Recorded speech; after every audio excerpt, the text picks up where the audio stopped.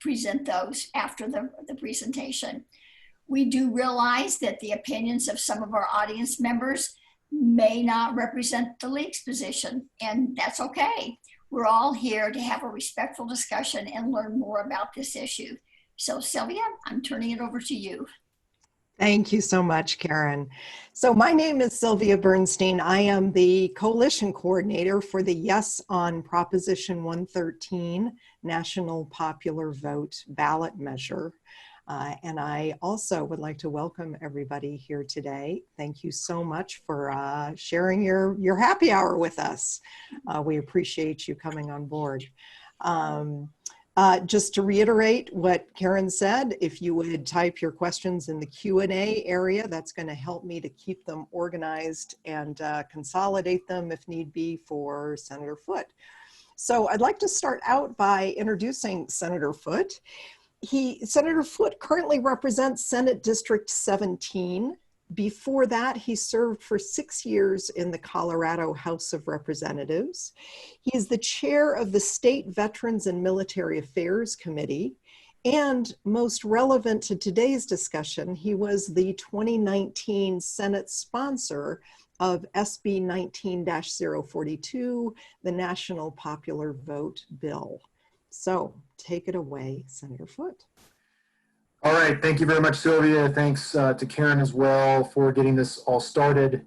And thanks to all you for joining us. And I hope that we'll be able to answer any questions that you have about the National Popular Vote. My plan is to do maybe a 10-minute-ish type of presentation. It might be more like 12 minutes. We've got about 10 or 11 slides to go through, not a lot, not a whole bunch of text or anything like that can sometimes put people to sleep, I hope. And so we will do that and then go straight into Q&A because, you know, for these types of presentations, usually the question and answer session is really good. And people usually have some really good questions that we just can't cover because we can't anticipate all the questions that people may have. So, you know, the National Popular Vote is really a pretty straightforward concept, but also there's a lot of layers to it as well. So we have this book that's about 1,000 pages that talks everything about the National Popular Vote that is available, of course, if you wanted to really take a look at it and read it cover to cover. It's interesting to election nerds like me, but probably not to anyone else in this audience. But I show you this because I want you to know that there have been a lot of questions asked about it, and there's a lot of answers to the questions, but really the National Popular Vote comes down to three main concepts. The first concept is under a national popular vote for president, one person truly equals one vote, no matter where that person lives. The second concept is that the presidential candidate that wins the most votes nationwide actually becomes president without exception. The most votes wins. And the number three concept to remember is that the presidential candidates under a national popular vote would have to campaign throughout the country instead of just focusing on a half dozen or 8 so-called swing states or battleground states. So one person, one vote, the most votes wins, candidates who have to campaign throughout the country. Those are the three main things that I hope you'll take away from this presentation. So what I'm going to do is go into those in a little more depth with this PowerPoint. Like I said, it's not going to last forever, but I think it's important to have a couple visuals here to help you through it. This picture here is probably the closest that we ever get to a legislative action shot. This is me talking in the well of the Senate about the National Popular Vote back in 2019. Karen mentioned this, but I'll reiterate that we passed the bill through the legislature in 2019. Governor Polis signed it, but it's also on your ballot for this fall for everybody in the state to approve what we did in 2019. So that's the ballot language that actually I'll go over in more detail in a minute on a different slide. But that's what it's asking the voters to do. It's asking the voters to approve what we passed and what the governor signed back in 2019. The way the National Popular Vote works, I'll just give you a summary of kind of the nuts and bolts of it. But the way that it works is that it uses our constitutional authority under Article 2, Section 1, which is what the Electoral College is sketched out in. It uses our state's constitutional authority and our state's duty, frankly, to determine how our state's presidential electors are qualified, selected, and allocated. In other words, every state has a certain number of presidential electors. I think we all know that. Colorado has 9. And those are the electors that are selected based on the state system to actually to cast the votes that count for president. So the Electoral College in Article 2, Section 1 gives the states the plenary authority or the exclusive authority to determine how those allocators are selected and allocated. Right now, what we have is what's called a winner-take-all system, and that's also shared by 47 other states. There's 2 states that have a congressional district system, that's Maine and Nebraska. But 48 states total, including Colorado, have a winner-take-all system. What that means is that the candidate that wins the most votes, even if it's by 1 vote statewide in a winner-take-all state, gets all of those states' electors. The national popular vote changes that so that the candidate that wins the most votes throughout the country gets those states' electors. And therefore, that's how the president that wins the most votes nationwide actually can become president, because the national popular vote would ensure that candidate gets enough electors in order to win the election. So Colorado is one of 15 states and Washington, D.C. that's currently a member of the national popular vote. That, of course, will be validated or not, depending on how people vote on Proposition 113 this fall. But there's 15 states and Washington, D.C. that represent 196 electors. And you need to have 270 to win the presidency, so we have to have enough states with 74 more electors come on board before the national popular vote goes into effect. So it will not be in effect for this election. It could be in effect by the 2024 election, however. It just depends on if enough states come on board. Currently, we're 2/3 of the way there. As I said, there's really 3 main things and 3 main benefits that the national popular vote will bring that improves the current system. And by the way, I should mention, one of the main reasons why I ran the national popular vote bill back in 2019 is because I happen to believe that the national popular vote is really the single biggest improvement we can make to our democracy at the state level. The way we elect our president, as I mentioned on the last slide, is a state-based system. So there's lots of improvements that could be made, but they have to be made at the federal level. But at the state level, we determine how the presidents are elected. And I think the national popular vote will improve the way our presidents are elected and how they govern. And here's the 3 main reasons. Number 1, as I said, under a national popular vote, every single voter will matter. Every voter, no matter where the voter lives, will actually matter in the presidential election. 1 person will truly equal 1 vote, no matter where that voter lives. Under the current system, like I said, it's the winner-take-all system. If you are a Democratic voter in a red state or a Republican voter in a blue state, your vote gets tossed aside or put into the shredder or put on the cutting floor, or however you want to describe it, if you happen to vote within the minority in that state. So, for example, if you're voting for the Democratic candidate in Mississippi, or if you're voting for the Republican candidate in blue state Illinois, those votes don't matter because they're not in a majority in a winner-take-all system. Only the majority votes matter in a winner-take-all system. In Colorado in 2016, Donald Trump won 1.2 million Coloradan votes. But because Hillary Clinton won 1.3 million Coloradan votes, those 1.2 million Trump voters had their votes tossed aside. They didn't matter because they were not in the majority. They translated into 0 electoral votes for Donald Trump out of Colorado.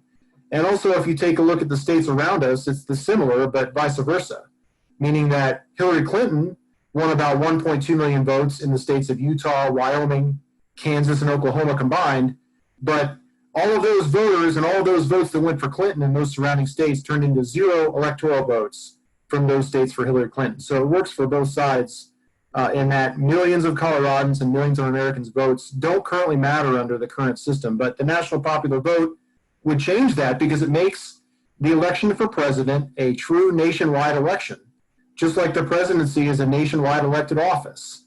So every American's vote actually counts towards the grand total for the presidential election under a national popular vote. Number 2, under a national popular vote, unlike the current system, the presidential campaigns would actually have to campaign across the country. Right now, presidential campaigns, and we can see this just almost live, the way that it's unfolding now, they focus on just a few so-called swing states or battleground states. They focus on states that are, in other words, closely competitive, states that may or may not go one way or the other. In other words, they're not safely red or safely blue. So we're all used to looking at a map of the United States and kind of seeing which ones are red and which ones are blue and which ones are yellow, which usually signifies the toss-up or the swing states. But the presidential candidates really look at the map like this, where there's only a few states that really matter in the campaign. And those are the states that they need to win just within those states in order to win the presidency. And so you see on here, there's a heck of a lot of states that are not on this map, including Colorado. Colorado has spent some time as a swing state. We were considered a swing state in 08, 12, and 16. But we're not considered a swing state anymore by any kind of credible nonpartisan analysis. And also just how the presidents are spending their time. I think the presidential candidates are speaking with their feet because they're not stepping foot in Colorado, but they are in these states. This map you see on the right is a list of visits, campaign visits that have occurred since the conventions by both president and vice presidential candidates. This is actually about a week old, but as of a week ago, these were the number of visits that we saw from both the Biden and the Trump campaigns. As you can see on here, Colorado is not one of those that has received a presidential visit, but they're focused on just a few states: Wisconsin, Florida, North Carolina, Pennsylvania. These are the states that are always mentioned as swing states, at least in this cycle. And those are the states the presidential campaigns are focusing on, and rightfully so, because under the current system, they have to win a majority of those states to win the presidency. So they can ignore Oregon, they can ignore Arkansas, they can ignore Colorado or Idaho or Illinois. All those states that are in the white are states that they're ignoring because they're considered either safely red or safely blue states. That leaves out a heck of a lot of Americans and all of Coloradans in really making a difference in the presidential race as far as having their voices heard, having their issues heard, being polled, being organized. That stuff's not happening in most of these other states that you see on this map.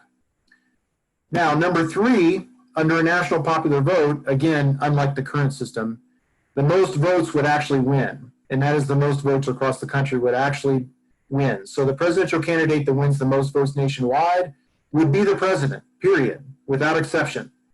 I think we all know that that was not the way it worked in 2016. I think everyone on this call probably knows that's not the way it worked in 2000. But also 3 prior presidents took office without winning the most votes nationwide, but winning the Electoral College as it was set up at the time. So that's 5 out of 45 presidents that have taken office without winning the popular vote. That's a 10% failure rate.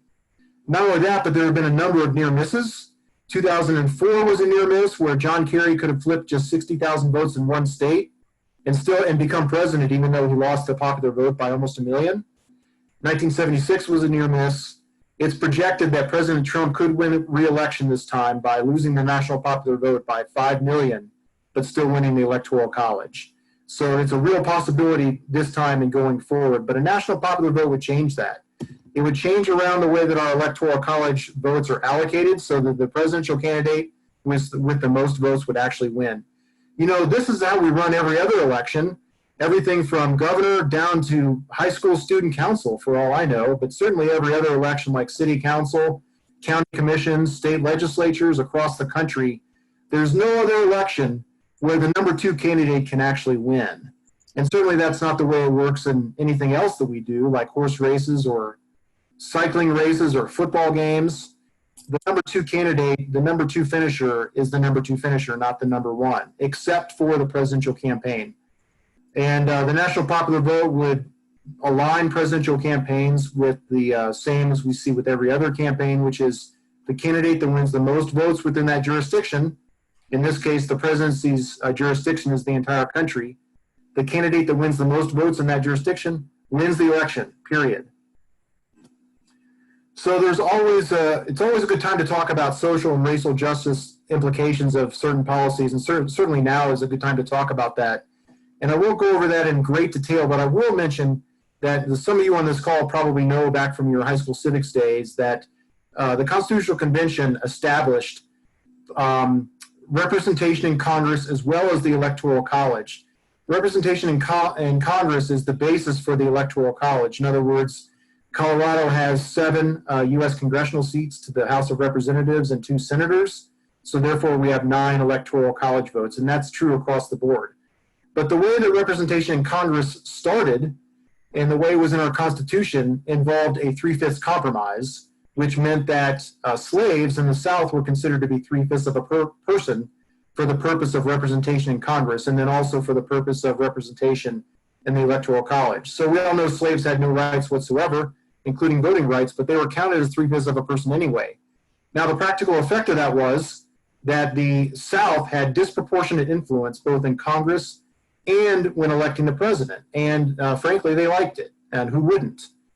So they, of course, fought to keep that, but the Civil War brought about the 14th Amendment in 1868, which got rid of the 3/5 compromise. But since then, we've seen voter suppression, even up to this day, particularly in some states, where the white vote ends up having more effect than it should compared to minority votes. And that continues to this day. But under a national popular vote, voter suppression or things like foreign interference in elections would mean a lot less, because the margin for victory under a national popular vote would be something like 1 million popular votes, as opposed to, say, 1,000 in one swing state of Florida that could flip the entire election. So while voter suppression will still undoubtedly exist under a national popular vote, it won't have any kind of effect on the presidential race, or at least a much less likely effect on the presidential race than it does now.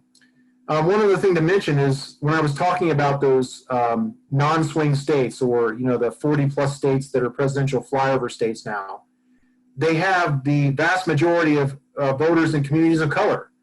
In those flyover states right now, we have 69% of African-American voters, 76% of Latinx voters, 82% of Asian American voters live in flyover states now. So practically speaking, what that means is that presidential campaigns do not need to pay attention to them. They don't need to engage in those communities. They don't need to listen to those issues or come up with policy suggestions that address issues that people in those communities are facing. Now, certainly if you're a Cuban American that lives in Florida, the presidential campaigns really care about you. Or if you're a Puerto Rican that lives in Florida now, the presidential campaigns really care about you, which is part of the reason why the Trump administration is just now, 3 years after Hurricane Maria, trying to get a $13 billion aid package through to Puerto Rico. So those minority voters matter, but the vast majority of communities of color across the country do not under the current system, but they would under a national popular vote, because everybody's vote is equal and every community has a voice in the presidential campaigns. So Karen mentioned this a little bit before. We're very proud to have the support of the League of Women Voters, because the League of Women Voters has been a supporter of a direct election for president since 1970, and the National Popular Vote Interstate Agreement since 2006, when it was first introduced in its first state. And we really appreciate their support and of Proposition 113 and the National Popular Vote here. We have a number of other endorsements as well, including over 100 elected officials throughout the entire state. And it really reflects the widespread support that Coloradans have for this concept of one person, one vote. So this brings us to the ballot language that you're going to actually be seeing once you get your ballots around the second week of October. The ballots go out on October the 9th, and people will start receiving them shortly thereafter.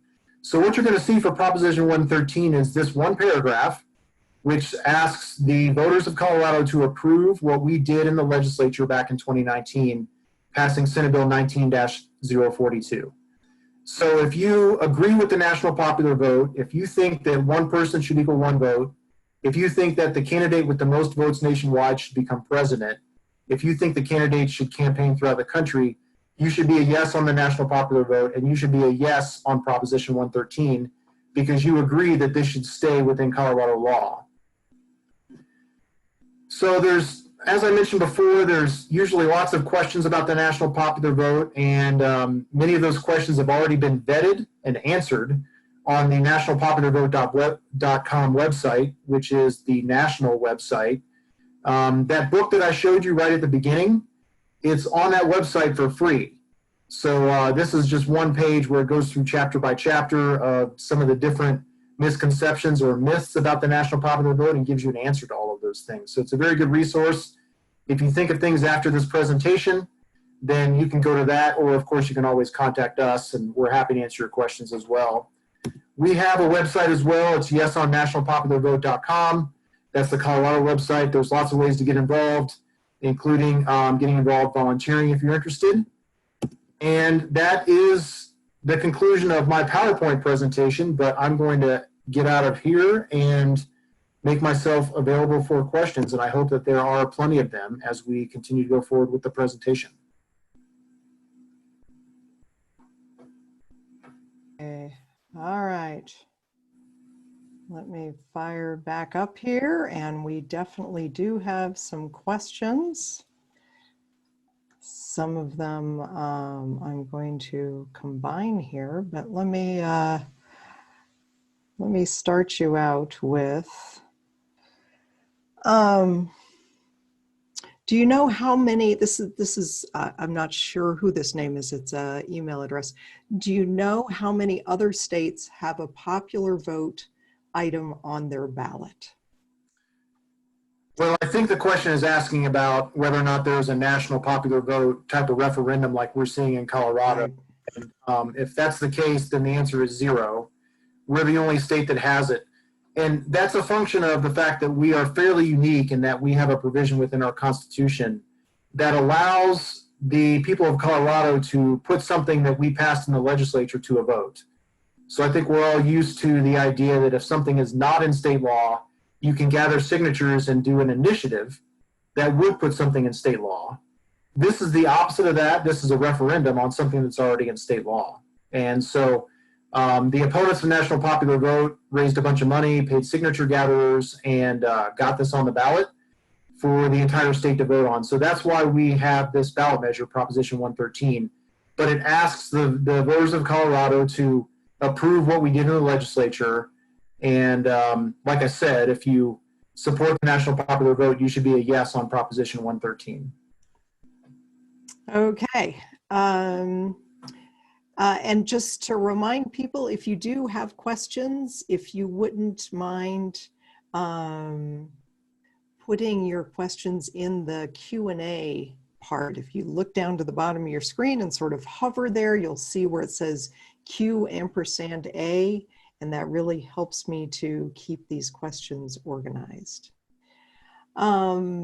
So the next question is really a combination. Andrea is asking 2 questions that are really around the same thing, which is basically about a proportional vote.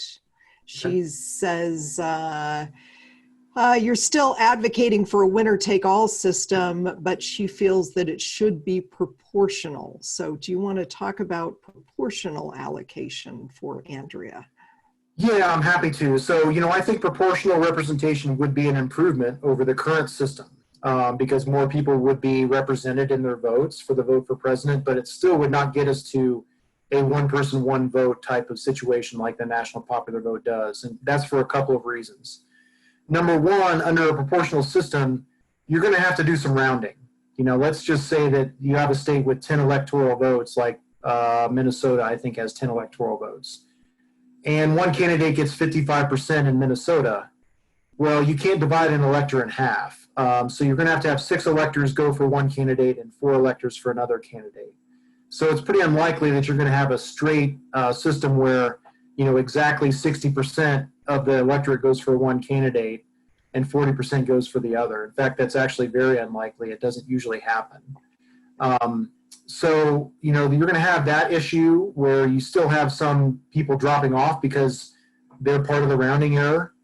But the other issue with proportional electoral college system is that every state would have to come on board and do it at the same time. Otherwise, the states that go proportional lose their relative influence to the states that keep the winner-take-all system. So, for example, if Colorado itself went proportional, but New Mexico did not, then New Mexico has more power under the electoral college system than Colorado does because its electoral college delegates are still winner-take-all. And in fact, that was the issue back in 2004. If you may recall, it was quite some time ago. But in 2004, there was a ballot measure in Colorado that was run by, I don't remember who ran it. We had nothing to do with it. But somebody put it on the ballot where Colorado should go proportional for that very argument, because it really represents voters' will more accurately than a winner take all. But the main argument against it was, if Colorado goes proportional but all the other states stay the same, Colorado loses its influence relative to those other states. And that argument won the day. The ballot measure in 2004 lost by a 2-to-1 margin. So if you could get all 50 states to go proportional at the same time, it's better, but it's still not the best. It's still not one person, one vote, because of the rounding error part that I mentioned before. And just as a quick follow-up, Andrea is saying that, but it's still fairer than winner take all. There are proportional states now. I think she's confused. There are proportional states now. Yeah, so there's congressional district states now, like Nebraska and Maine do it by congressional district, where, you know, in a certain congressional district in Nebraska, whoever wins the most votes within that congressional district gets that one elector. And Maine has that same system. And so that's why, for example, in 2008, Nebraska, 2 of its electors went towards John McCain, and 1 went towards Barack Obama, because Obama won the congressional district around Omaha, Nebraska. But still, the congressional district system is still not one person, one vote, because within that congressional district, it's still only the majority that actually say where that elector goes. And so, you know, if you get 51% for one candidate and 49% for the other, those 49% suffer the same fate as they would in a winner-take-all state. So it still isn't one person, one vote. And there's also the gerrymandering issue too, huh? Right. There's that. So, you know, the other thing I'll mention is that the proportional elector system is not on the ballot. I mean, what we've got on the ballot now is the national popular vote system. So, you know, there's, for better or for worse, there's not a place where you can say, I like proportional, so I'm going to vote yes on that and no on everything else. The only thing that we have in front of us is the national popular vote. So if you think the national popular vote represents an improvement, assuming enough states come on board, then, you know, we hope you'll support it. Even if you think another system might be a little bit better, there just has not been a movement to go to those other systems. But there is a strong movement and a strong possibility that we get a national popular vote, assuming enough states come on board. So Barbara is asking, many of the voters I talked to seem to think that the national popular vote agreement does away with the Electoral College. That's a statement with a question mark at the end, but I think that what she's asking is, you know, how do we talk to people that feel that this does away with the Electoral College? Right. Well, I probably won't repeat everything I said before about that, but the bottom line is that the Electoral College stays in place under a national popular vote. This is not a constitutional amendment to abolish the Electoral College, although there's some people that are advocating for that kind of approach, and they have for a long time. But this is not that. This is an effort to use the authority that is already vested within the states to work within the Electoral College, but reform it or to change it for the better. And so the authority is quite clear in Article 2, Section 1, that the states can choose their electors in the way that they see fit. And that's exactly what the national popular vote does. And that's why Colorado joined it. So it does not get rid of the Electoral College, but, you know, it changes it. It changes the way that it works. And so I can see why there's that misperception out there.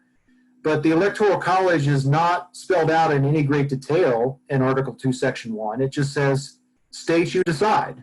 You decide how the electors are going to be allocated. And in fact, over the course of our history, presidential electors have been allocated in many different ways. We just had a discussion about the congressional district system that is in Nebraska and Maine. So there's no one set way that's constitutionally correct. The constitutionally correct way is to follow the Constitution and use our power under Article 2, Section 1 to determine how we want to use our electors. And the national popular vote is a way to do that. So it works within the current system. It does not abolish the Electoral College, but it still gets us to one person, one vote, just working within the authority that we have under the Constitution. Okay. Mary Ann Kane and Ruth Parker are basically asking the same question. So they're asking about small states. Mary Ann says, why would a candidate go to low population states? It is still high population states that matter. And Ruth is asking if you can describe in more detail the myth of small states. Okay. Yeah, there's plenty of things we can talk about this. So I won't try to drag it out too long, but I guess the first thing I'll do is I'll just ask rhetorically, how is it that most small states are doing now? Most small states are not swing states. The only exception is New Hampshire. But presidential candidates don't visit Idaho, they don't visit South Dakota, they don't visit Vermont, they don't visit Hawaii, they don't visit Alaska. Those are states with low population. So they don't care about those states now because almost all of those states are either safely blue like Vermont and Hawaii or safely red like Idaho and North Dakota or South Dakota.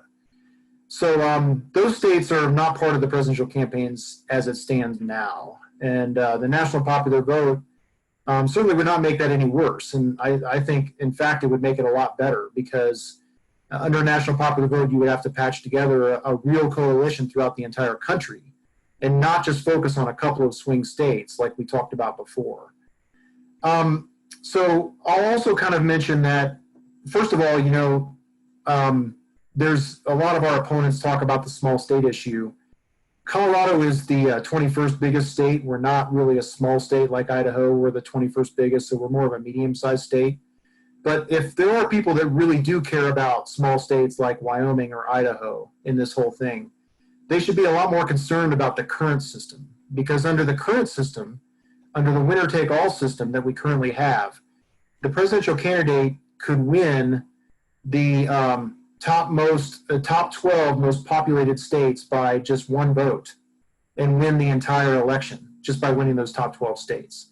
They could win the top 12 most populated states by one vote each because of the current system, and it would not matter what the other 38 states would do. That's under the current system.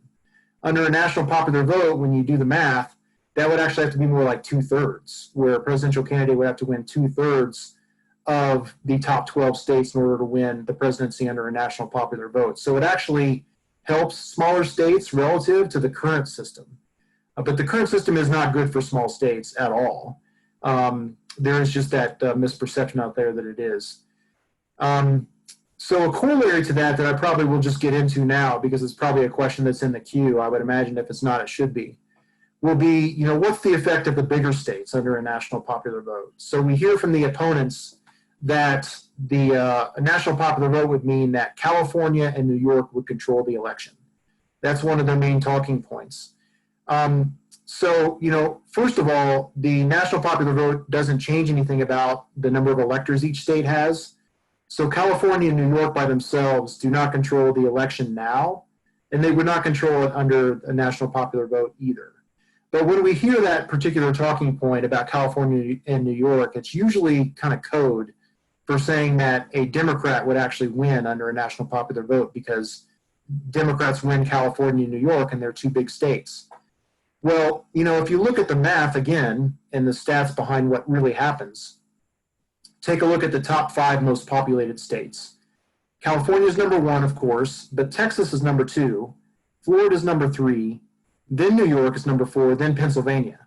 So if you add up those 5 states, in 2016, they split their vote right down the middle between Republican and Democrat, 50-50.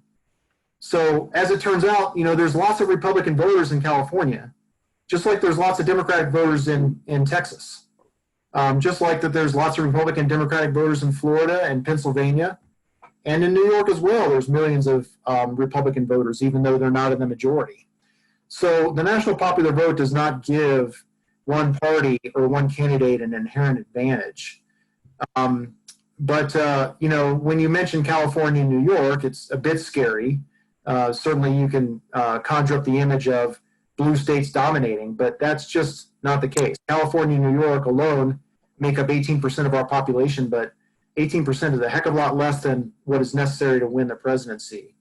So for those reasons and others that we can talk about in more detail if anyone wants to, the national popular vote actually benefits all Americans and all Coloradans. and certainly not those voters that happen to live in large states, although their votes will count, just like every vote in Colorado will. And it's really the most fair way to get to one person, one vote. That's why I believe in it so much, and of course, we'll hope that you'll support it as well. Stephanie is asking, why is this even on the ballot if the Colorado Congress legislature already approved the national popular vote? Yeah, so I went over that a little bit. You know, we have a constitutional, we have something in our state constitution that allows the voters to petition, and if they get enough signatures, they can put something on the ballot that the legislature already passed. In this case, the opponents of national popular vote raised a bunch of money and were able to pay signature gatherers and use volunteers to gather enough signatures to put it on the ballot. So that's their right to do, and that's why we're here. Marianne is asking, she says that you stated that there are 5 out of 45 elections that were decided. I'm sure you used the word elections, that were decided where the popular vote winner does not win the election. However, there are many 2-term presidents, so the error rate is lower. That's an astute point, but yeah, so what I said, presidents. Yeah, and I said that for a reason, for the very reason you brought up. 5 out of 45 presidents were elected by losing the national popular vote. You know, George W. Bush is the most recent example. He was elected in 2000, even though he lost the national popular vote, but then he was reelected in 2004 by winning the national popular vote plus the electoral college vote that year. So 5 out of 45 presidents have taken office as a result of losing the national popular vote but winning the electoral college, including 2 out of the last 3. Well, and what I always find really interesting about George Bush is what happened with his reelection, that he came very, very close to not being installed because of the electoral college, right? It was the same situation that happened with Donald Trump and Hillary Clinton, but in reverse. Well, right. So in 2004 was our last near miss because John Kerry lost the national popular vote by quite a bit. But if he would have flipped 60,000 votes in Ohio, he would have won, even though he lost the national popular vote. So, yeah, that could have happened, obviously, but it was fairly close. This is not a Democrat versus Republican thing. This could happen to any candidate. We have one more question in the Q&A area, but I do want to grab, somebody said that they came in late in the chat room, and so they didn't know about putting questions in the Q&A area.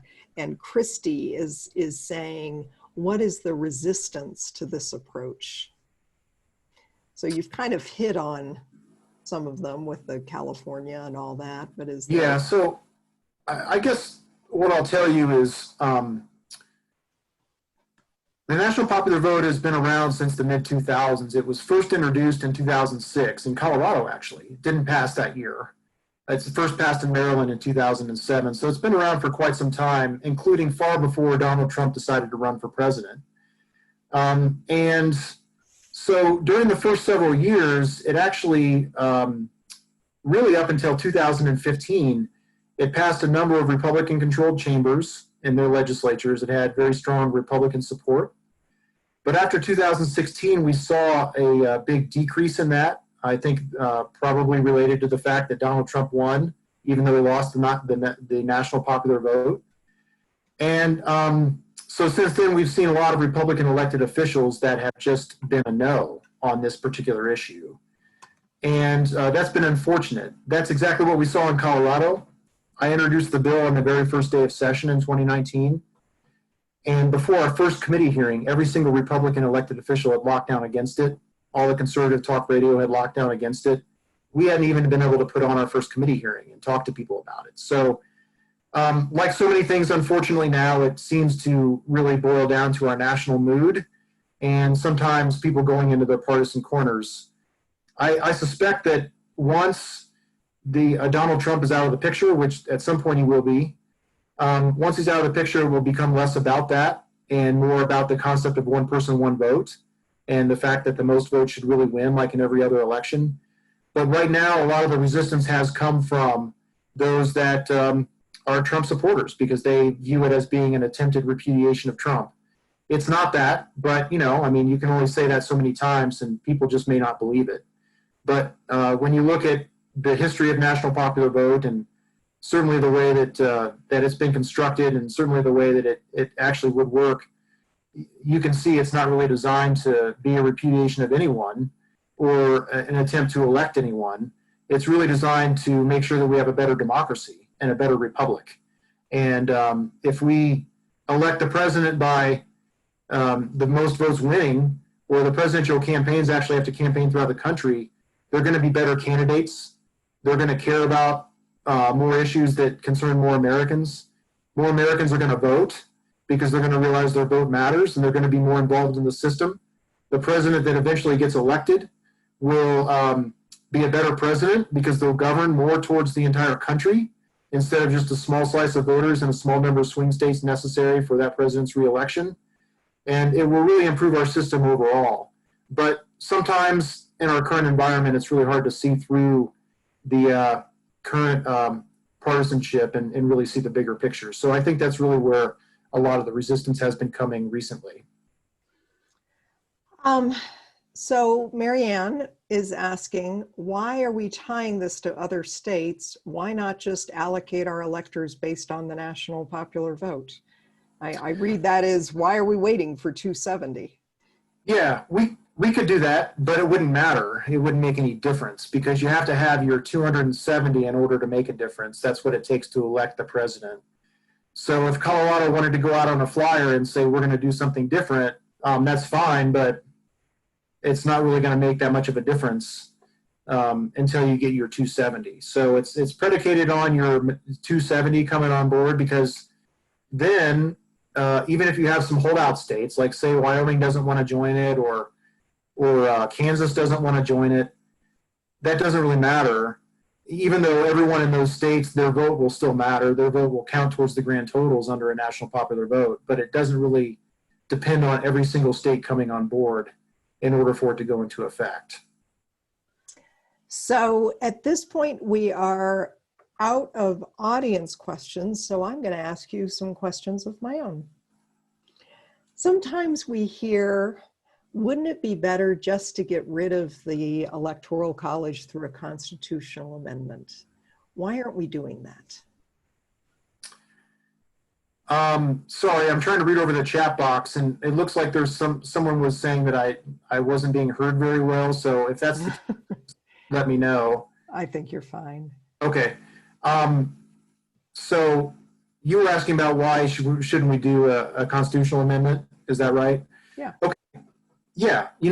That's one thing that people are advocating for, and certainly that's been tried in the past. There's not really a serious effort to do that right now, even though some people are saying that that's what we should do. The last real effort to do that was in 1969, when President Nixon at the time was on board, and there was bipartisan support in the Congress, as well as in many states, and many of the important interest groups were on board, like the chambers of commerce and the unions and others. So it looked like, it could stand a chance back in 1969, but the southern states filibustered it in the Senate. So it didn't go anywhere, and you can't really blame them because they see themselves as having disproportionate influence under the system as it is. So it's not necessarily in their interest to change it. So that's what happened in 69. There was another effort in 1979 that actually had the bipartisan support of both Colorado senators. Senator William Armstrong, Republican, Senator Gary Hart, Democrat, both from Colorado, supported it. But since then, it's not really had too much momentum. And it just doesn't seem to be going anywhere. So the national popular vote takes a different approach. It uses the Constitution, just not the amendment process. It uses the Article 2, Section 1 process to get to one person, one vote. And so under our system, of course, there's multiple ways to skin the cat, as the saying goes. And this is just one of those ways we can do it. It's still constitutional. It still works under the Constitution that we have. It's just not an amendment. It's something different than that. Another question that we hear sometimes is, how does this affect election security? Yeah, that's a good question, and also a very timely concern that certainly I've been a lot more concerned about lately with a lot of the rhetoric that's been going on. As it turns out, the national popular vote would actually be much better for election security than the current system, and here's why. Under the current system, as I've been saying before, there's only about a half a dozen, maybe 8 states that are considered to be swing states where it's going to be close. You know, in 2016, Michigan was determined by 10,000 votes. We all know in Florida in 2000 was determined by 500 and some. So it's going to be close in those states, and that's what makes it a close election. So if you have bad things in mind, like if you're a foreign adversary that wants to put out disinformation, or if you want to engage in voter suppression for one side or the other, or some kind of manipulation for one side or the other, you only have to focus on a few states. You focus on Florida, you focus on Wisconsin, you focus on Michigan, Pennsylvania. Those are the close states. But under a national popular vote, the margin for victory is going to be much larger. It's going to be, say, 1 million, or even in a close election, it would be 500,000. In 2016, the margin was 3 million. In those cases, flipping 10,000 votes in Michigan is not going to make a difference in the overall victor. It's not going to make a difference in who wins the presidency. Under the current system, if you flip 10,000 votes in Michigan, it could be the difference. Under a national popular vote, you'd have to flip 2 million votes for it to make a difference. And that's a lot less likely than flipping 10,000 in one state, I would say. This is true. So at this point, I think what I'm going to do is start winding down. I would like to talk for just a moment about getting involved with the national popular vote. Hopefully, those of you that are on this webinar are now convinced, if not intrigued, with what we are doing and are looking for ways that you can help us out and work with us to support this ballot measure. So I am putting in the chat box right now a link to volunteering with us. And I'll tell you right now, there's a couple of things that we are really looking for active, enthusiastic volunteers for. One is that in a week and a half, we're going to be doing a weekend of phone calling, phone banking, which actually should be a lot of fun. It's off of your computer. You can do it from the safety of your own home. Your phone number will be masked, and a system will dial for you and just present you with people that are ready to talk. So we're looking for people to sign up for 1.5-hour long shifts. But the other thing that I am even more excited about is we have partnered with the Colorado League of Women Voters for March. We are calling it the Every Vote Equal March, and this will be taking place on October 17th through the 19th. So that's Saturday through Monday. We are starting in Lafayette. Here, let me see if I can get into the front spot here. So we're starting in Lafayette at the Lafayette Library, which is the main ballot drop-off location. And we've broken the march into legs. We're calling them legs that are anywhere from 1.5 miles to as long as 4 miles.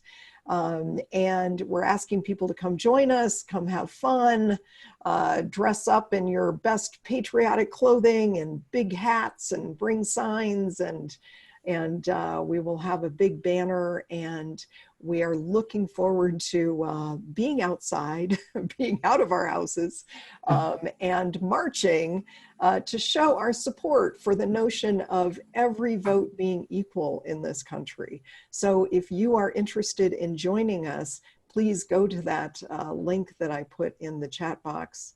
And from there, you can click on a link to go to the League of Women Voters site and sign up for that march. So we really hope that you are interested in doing that.